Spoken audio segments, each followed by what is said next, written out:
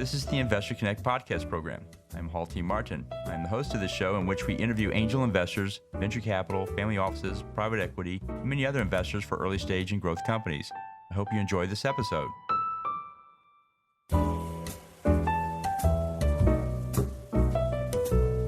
Well, hello, this is Hall Martin with Investor Connect. Today I'm here with John Mark Collins, co-founder of Electric Playhouse. Electric Playhouse is an experiential platform company building easily replicable distributable content and operational facilities for families and adults to enjoy. Electric Playhouse has one open location in Albuquerque, New Mexico, and two more in the works in Dallas and Houston. John Mark, thank you for joining us. Thank you, Hall. I'm glad to be here. So what was your background before co-founding Electric Playhouse? What did you do before this?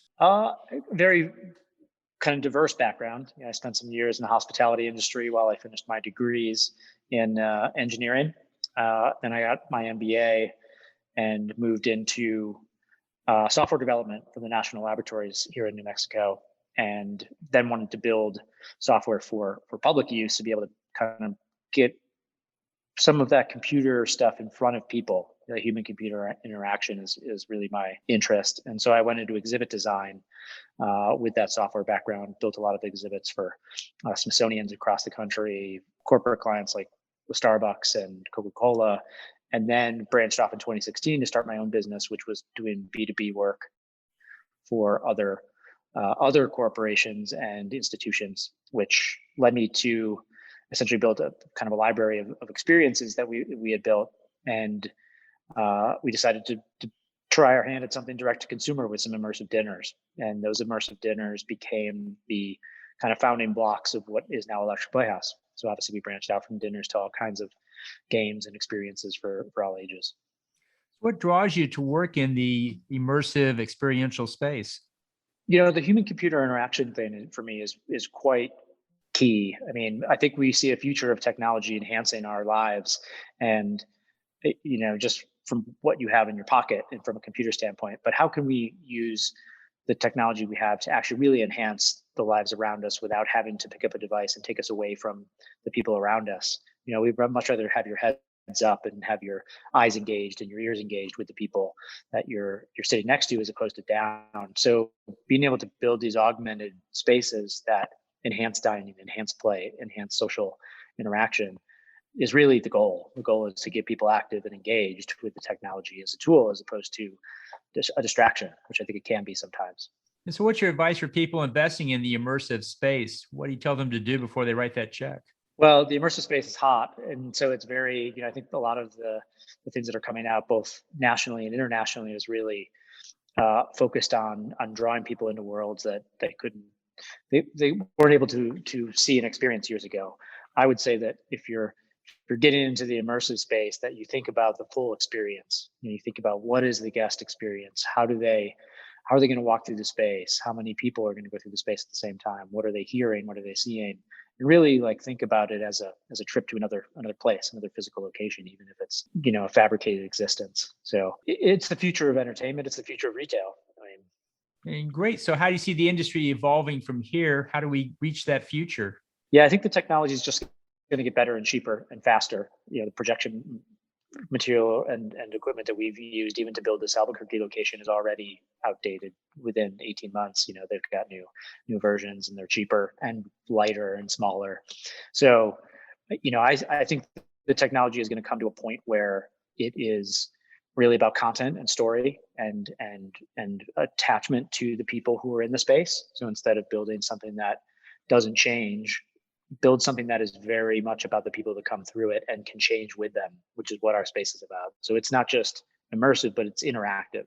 It's taking cues from the humans that walk through it and what they're touching and moving through and looking at, so that it becomes something that the user has participation in. And I think that's going to be really key, because going to a museum traditionally is someplace that you walk into and you're going to stare at the art and you're going to learn something, and it's great, but it's not taking part of you and then giving you something back that's unique to you. You're learning something, which is, a good thing, but people like to be a part of the creative process. And so I would say that look for that interaction in the immersive space, as opposed to just the eye candy.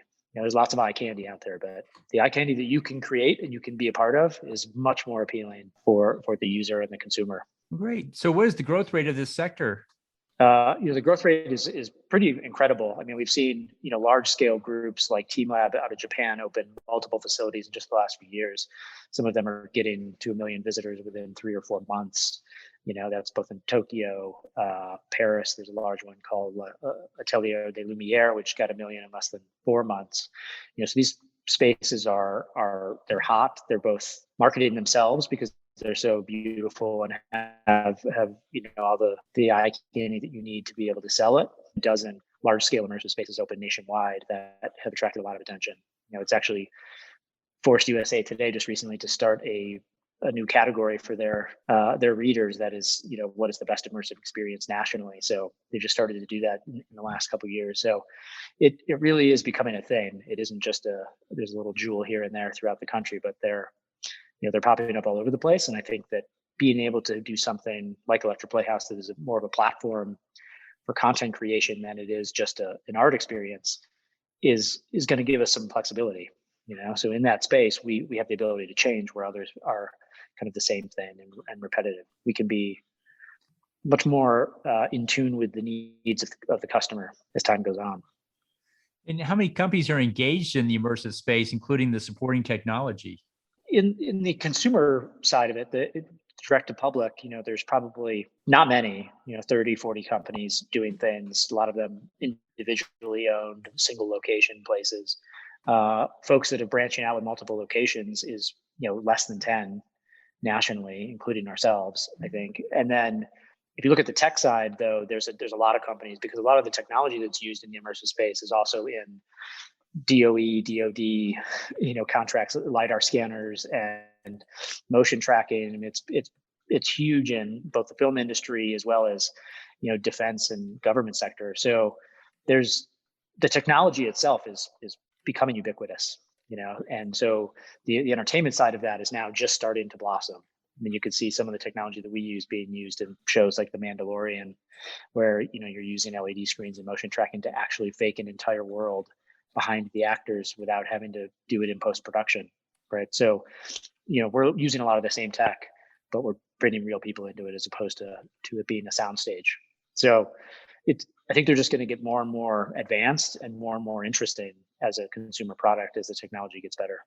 Great. And so what are the challenges in this space, technical and otherwise? The technology is advancing at such a rate that there's always that point of where is the experience best, and I think that's actually the bigger challenge in this sector is how do you tie the technology and the experience to what people really enjoy.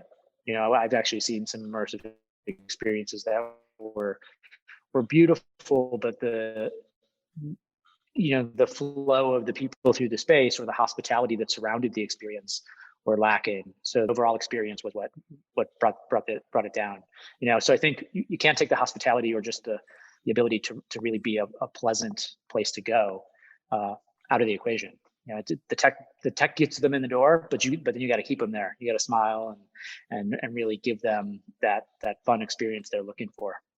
So how does Electric Playhouse fit into this landscape of immersive experiences? Well, so we come in kind of the mix of multiple other options. There are folks that are doing art specifically, like Meow Wolf and our Tech House and on the East Coast, and then there are people that are doing more kind of AR and VR type experiences where you're using a lot of equipment. In our space, we actually have a little bit of art, but we also have a lot of games. So we're actually bridging into almost like the walkable video game space. And the real big seller for us is that the platform is built on such an infrastructure that we can change it constantly. So we can change it every 30 minutes, every hour. We can change it per the customer demographic. We can change it for a private white labeled event. So we become really almost like the immersive media platform. We're sort of the holodeck for the community. So we really see ourselves as being the flexible solution for our communities, and that I think sets us aside from other groups. We're not a one-stop shop. You can come back several times in a month and see something different. That's great. And where do you plan to take it in the future? It seems like technologies is increasing every 18 months. Is that the current rate of transition? Yeah. So we see it being, instead of say spending less money on tech is that we're going to add more so that the experience becomes richer. We can do more with one sensor now than we could 2 years ago. In fact, we're replacing some of the sensors we put in Albuquerque, 10 sensors with one sensor, because the power is there, the reach is there, the cost is down. So it's really about making sure that we're able to just continue to evolve the experience so that it's like you're walking into a new world. So we really see the growth just making the experience so much better for the customer. That's great. And so in the last few minutes that we have here, what else should we cover that we haven't? Just that we're really excited to reopen the doors in Albuquerque and get our Houston and Dallas locations open. We are very excited then to look to Denver and Phoenix and some of the other states in the region and present this to the world. So great. Well, how best for listeners to get back in touch with you? Best way to contact me is John Mark at electricplayhouse.com.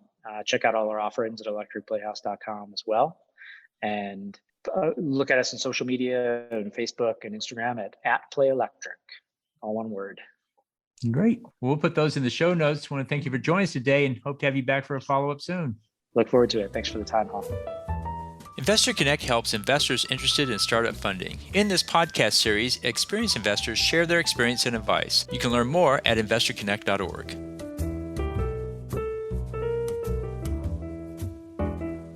Paul T. Martin is the director of Investor Connect, which is a 501c3 nonprofit dedicated to the education of investors for early-stage funding. All opinions expressed by Hall and podcast guests are solely their own opinions and do not reflect the opinion of Investor Connect. This podcast is for informational purposes only and should not be relied upon as a basis for investment decisions.